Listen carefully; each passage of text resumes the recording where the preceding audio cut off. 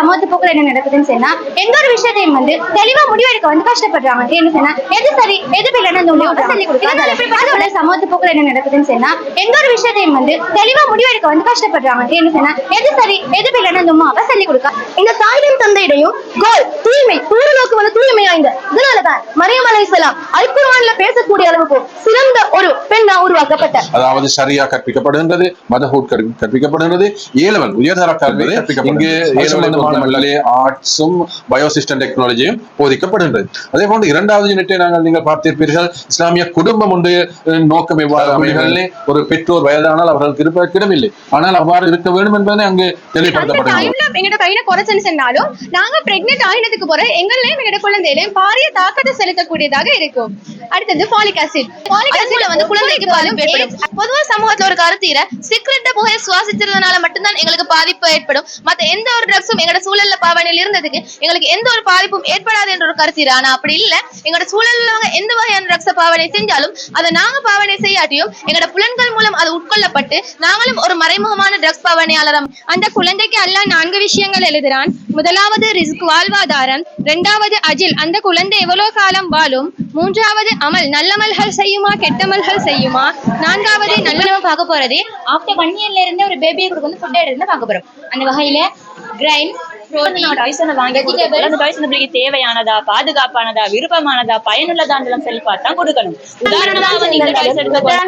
நல்ல ஒரு நண்பனா மாத்தக்கூடிய ஒரு பிள்ளையா நாங்க பிள்ளைய வளர்த்திக்கணும். 3வது விஷயம் ஊட்டு சூழல் ஆயிக்கட்டும், ஃப்ரெண்ட் சொசைட்டி ஆயிக்கட்டும், ஒரு பாசிட்டிவான வைப்ரேஷனோட மட்டும்தான் உள்ளோட மனம் ஆயிக்கட்டும், மைண்ட் செட் ஆயிக்கட்டும், முக்கியமா படிப்பு விஷயம் ஆயிக்கட்டும், எல்லாமே ஒரு பசுமையான சூழல் எப்படி இருக்குமோ அப்படித்தான் புள்ளோட மனசு பசுமையா நிம்மதியா.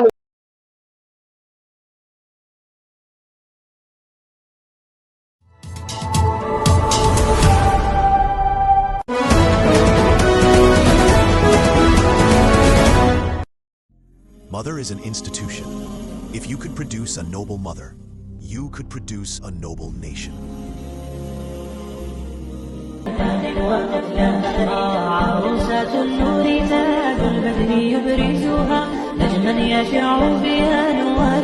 Aisha College of Higher Education for Motherhood Development. Towards 25 years of excellence. அந்த 8 பிரிவிலே முதலாவது பிரிவிலே எமது ஆயிஷா கல்லூரியின் வரலாறு நீங்கள் பார்த்திருப்பீர்கள். எமது 2001ஆம் ஆண்டு ஆரம்பிக்கப்பட்ட போது ஒரு ஓலை குடிசையில் இருந்தது, அது வேறொரு இடத்துல இருந்தது. அதை போன்ற ஒரு அமைப்பை செய்திருக்கின்றோம். அதே போன்று முதலாவதிலே எமது ஆயிஷா கல்லூரியிலே நடைபெறுகின்ற விடயங்கள், அதாவது சரியா கற்பிக்கப்படுகின்றது, மதஹூட் கற்பிக்கப்படுகின்றது, ஏலவல் உயர்தர கல்வி கற்பிக்கப்படுகின்றது. அது சம்பந்தமான விளக்கம், அதற்கு பெறப்பட்ட பெறுபவர்கள் பற்றியான விடயங்கள் அந்த முதலாவது யூனிட்லே காணக்கூடியதாக இருக்கின்றது. இங்கு ஏலவலை பொறுத்த மட்டும் ஆர்ட்ஸும் பயோசிஸ்டம் டெக்னாலஜியும் போதிக்கப்படுகின்றது. அதே போன்று இரண்டாவது யூனிட்டை நீங்கள் பார்த்திருப்பீர்கள், இஸ்லாமிய குடும்பம் ஒன்று நோக்கம் எவ்வாறு அமைய வேண்டும் என்பது பற்றியான விளக்கம் அங்கு முழுமையாக வழங்கப்படுகின்றது. 3வது யூனிட்டுக்கு நீங்கள் சென்றால் உங்களுக்கு பார்க்கலாம், திருமண வாழ்க்கை பற்றியான விளக்கங்கள் அங்கே வழங்கப்படுகின்றது. 4வது யூனிட்டிற்கு போனால் பெற்றோர்கள் சம்பந்தமான விடயங்களும், 5வது யூனிட்டிலே குழந்தைகளின் வளர்ச்சியும் விருத்தியும் பற்றியான விடயங்கள், அதற்கு பல பாடசாலைகள் எனக்கு உதவி செய்திருக்கின்றன. விசேடமாக நான் இந்த இடத்துல குறிப்பிட வேண்டும், உக்குவல அஜ்மீர் மத்திய மகா வித்தியாலயத்திலிருந்து எமக்கு சில பொருட்களை தந்து உதவி இருக்கின்றார்கள். அதே போன்று கம்பல தேசிய பாடசாலையிலிருந்தும் எமக்கு சில பொருட்களை தந்திருக்கிறார்கள். அவர்களுக்கு நாங்கள் நன்றி கூறிக்கொள்ள வேண்டும் அந்த அதிபர்மார்களுக்கு.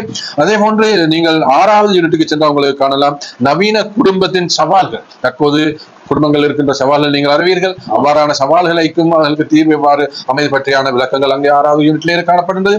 7ஆம் 8ஆம் யூனிட்டுக்கு போனால் ஒரு வித்தியாசமான ஒரு 2 யூனிட்கள், அதாவது ஹோம் அண்ட் ஹவுஸ்.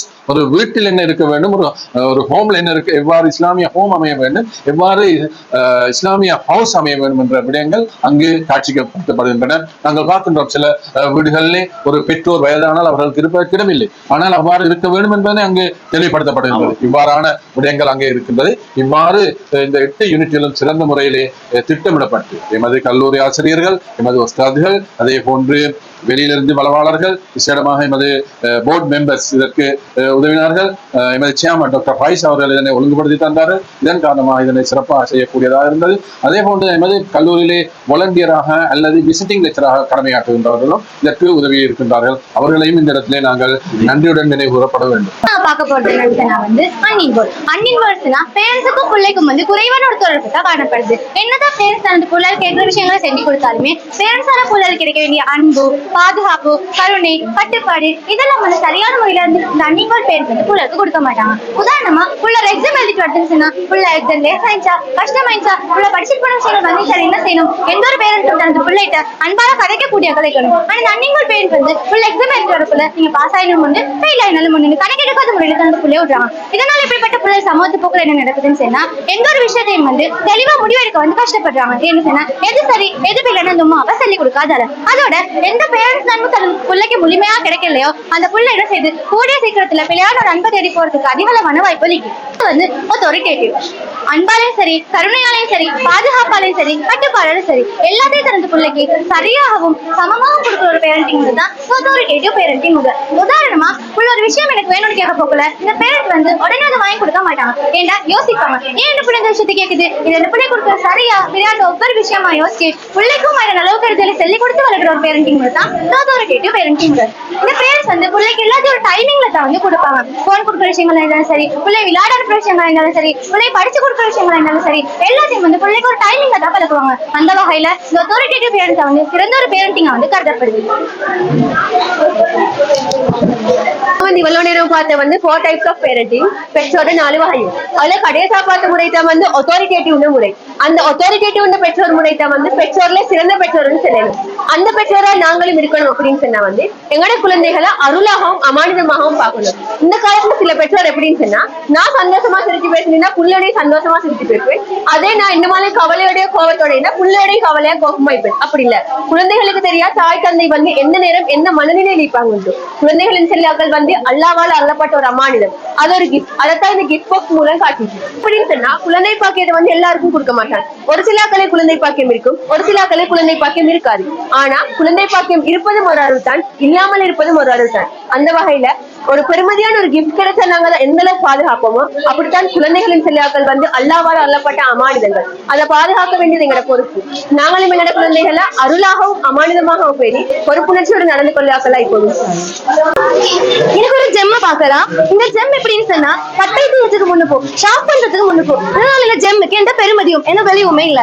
அதே ஜெம்ம அழகா பாலிஷ் பண்ணி ஷாப் பண்ணி எடுத்தோம்னு சொன்னா பெருமதி மிக்க ஒரு ஜெம் உருவாக்கப்படும். இப்படித்தான் ஒவ்வொரு மனிதன் உள்ளமும் மனிதன உள்ளத்துல அணிய வேண்டிய அழகான பண்புகள் இருக்குது. தஹ்லீல் அணிஞ்சு கொண்டு களைய வேண்டிய மோசமான பண்புகளை தஹ்லீல் கலைஞ்சோம்னு சொன்னா சிறந்த ஆளுமை உருவாக்கப்படும். அந்த ஆளுமை இந்த மாணிக்க கல்லை விடவும் பல மடங்கு பெருமதி மிக்கதா இருக்கும். இப்போ எங்களுக்கு ஒரு கொஸ்டின் போடலாம், எப்படி நாங்க இந்த மாதிரி ஒரு பிஹேவியரை எங்களோட சைல்டுக்கு கொடுக்கணும். இதுக்கு குர்ஆன் நிறைய ரோல் மாடல்ஸ் சொல்லுது.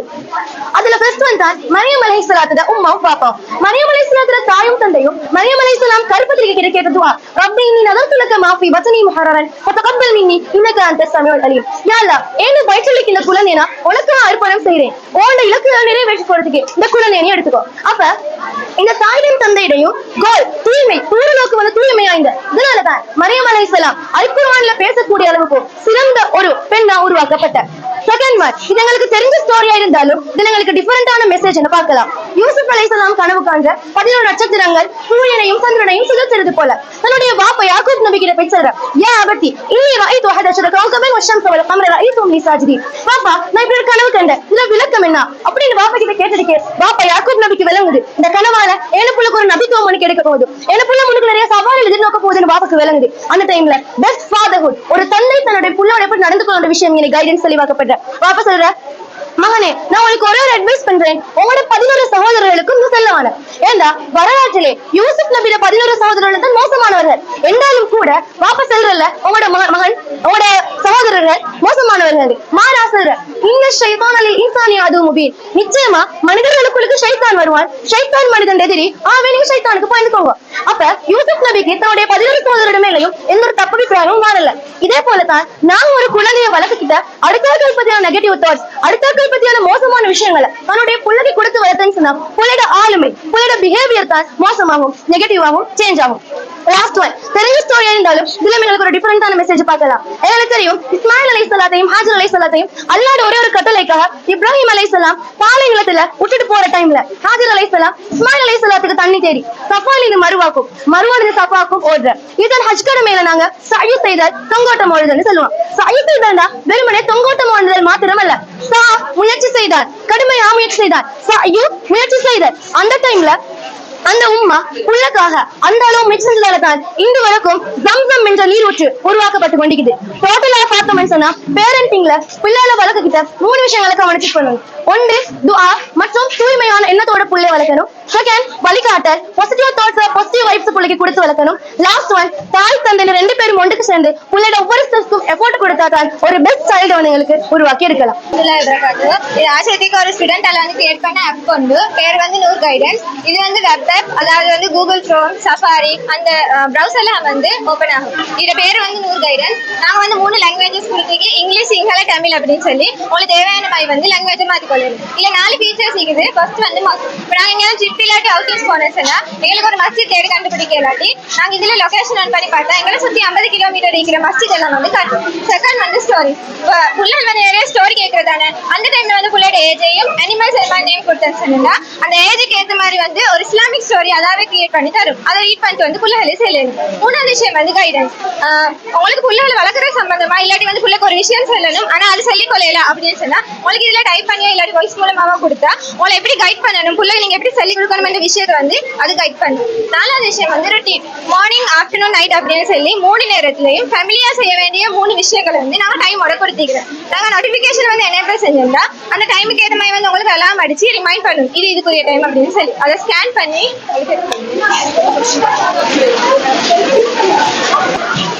அஸ்ஸலாமு அலைக்கும் வரஹ்மத்துல்லாஹி வபரகாத்துஹு. அருள்மிகு குடும்பம் இன்பம் நிறைந்த இல்லம் எனும் கருப்பொருளின் கீழ் குழந்தை வளர்ச்சியும் விருத்தியும் என்ற தலைப்பில் குழந்தைகளின் வளர்ச்சி கட்டங்களையும் குழந்தை பிறந்தவுடன் அக்குழந்தைக்கு தேவையான அடிப்படை விடயங்கள் பற்றிய ஒரு தெளிவை பெற்றுக் கொள்வதற்காக உங்களை இவ்வலகிற்கு அன்புடன் வரவேற்கிறோம். அஹ்லன் வசஹ்லன் வ மர்ஹபன் பிக்கும்.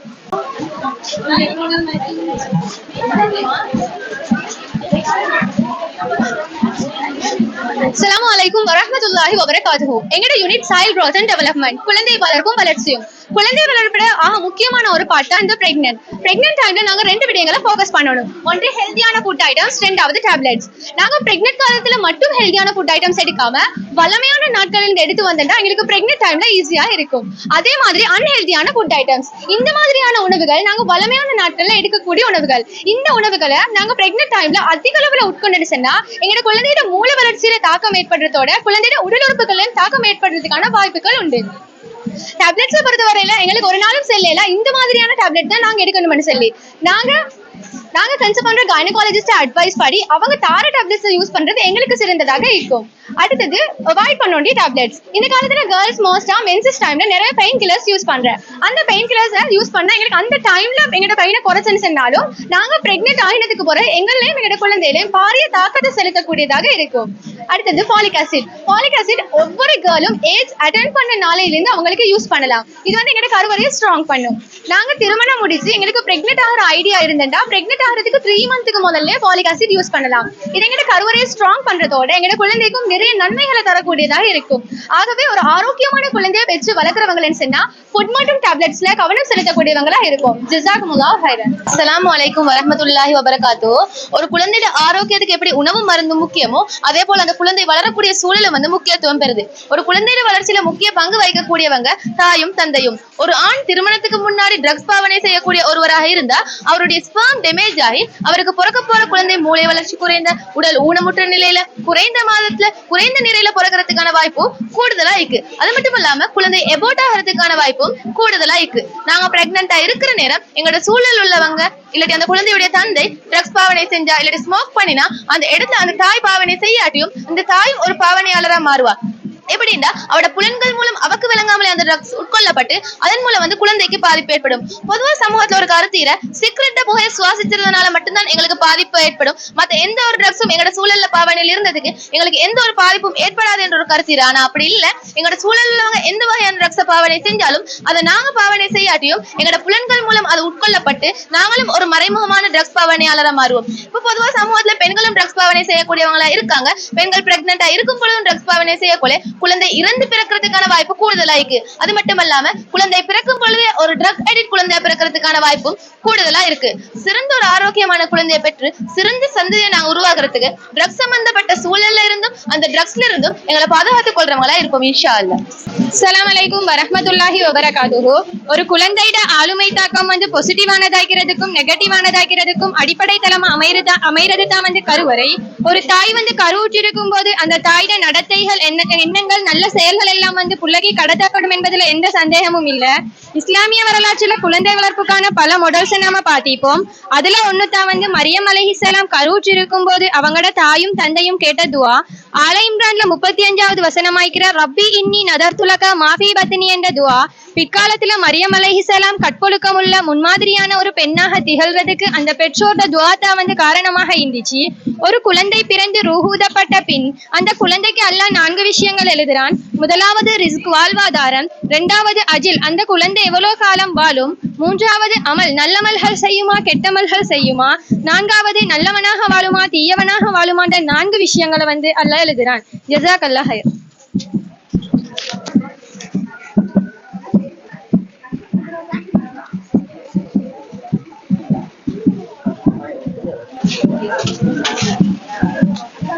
நாங்க இங்க காட்சிப்படுத்திக்கிற வந்து ஒரு குழந்தை பிறந்தோன குழந்தைக்கு செய்யப்பட வேண்டிய சுன்னத்துக்கள்.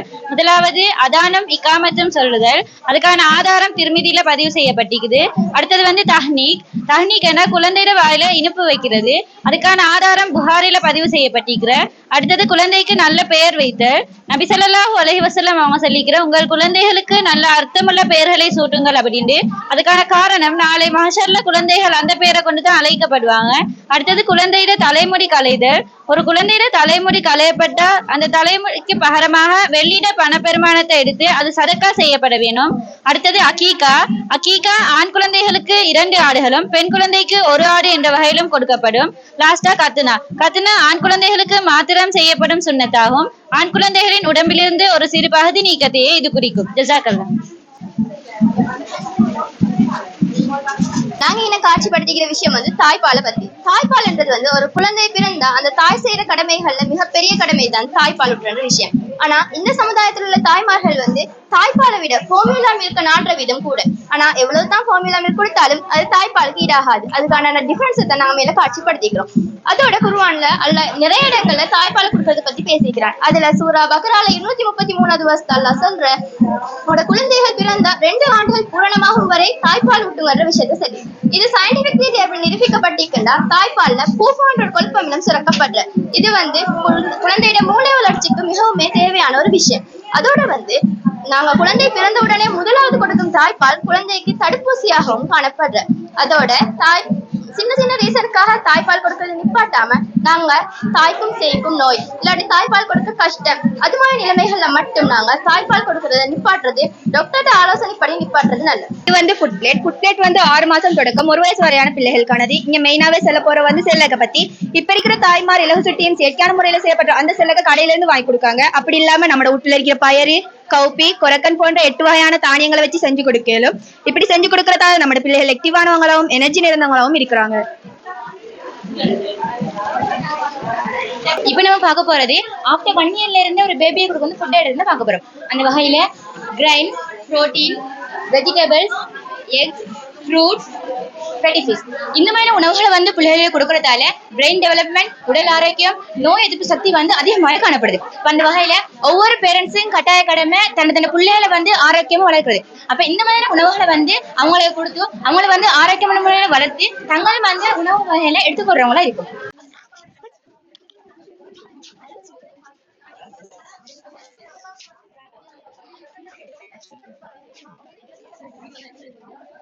வந்து குழந்தை வளர்ச்சியை விருத்தில டாய்ஸும் ஒரு பங்கு வகிக்கிறார். விளையாட்டுன்றதுண்டா குழந்தையிட மொழி. ஒரு குழந்தைய வந்து முழுமையாகவோ அல்லது பகுதியாகவோ நெறிப்படுத்துறது வந்து விளையாடினூடாக தான்.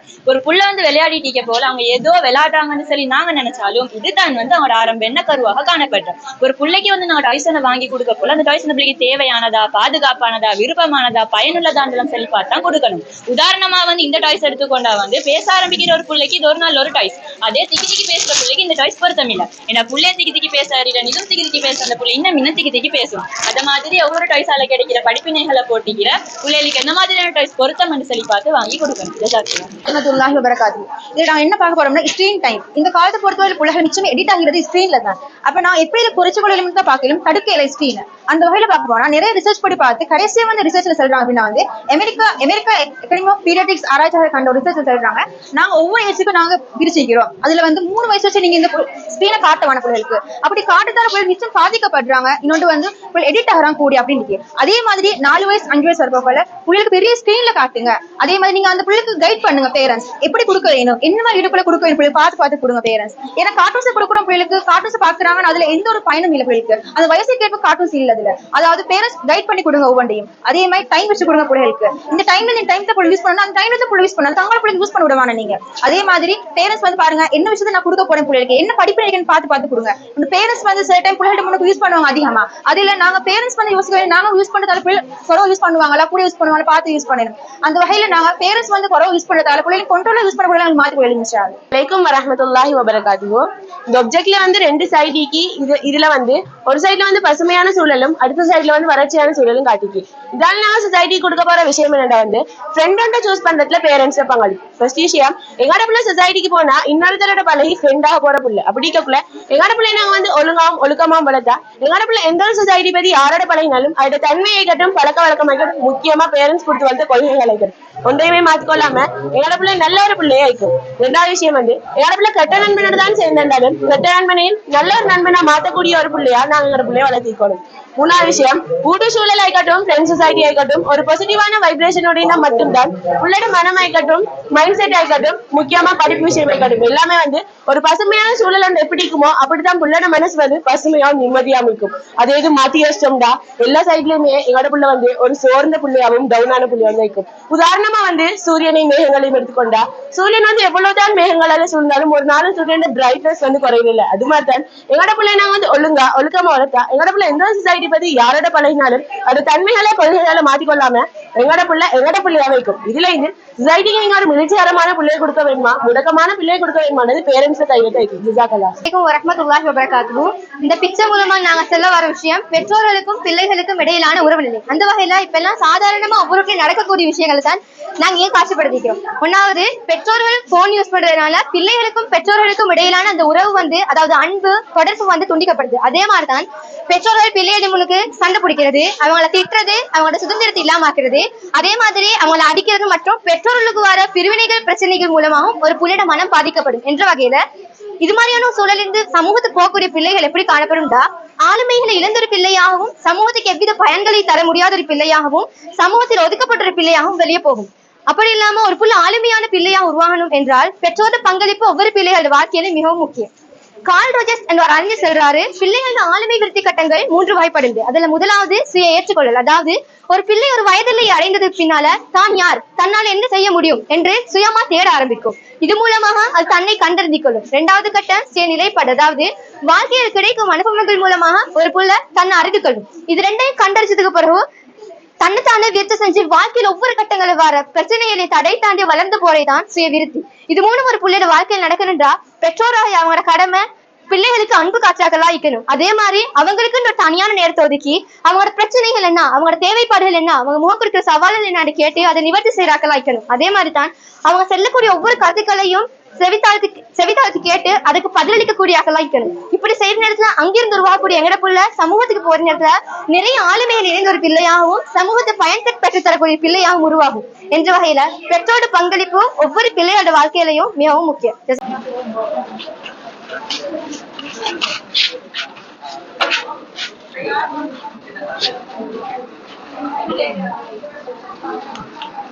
Okay, எங்களது திட்டக்கல்வி பள்ளியிலிருந்து ஒரு பேக் அர்ப்பணித்த பேக் அழைக்கப்பட்டுள்ளது. இவர்கள் காரியாலயத்தில் வந்து பெற்றுக்கொள்ள முடியும். அதே போல முக்கியமாக இது எங்களுக்கு குழந்தை 5வது நாளாகவும் ஆசிரிய சகோதரர்கள்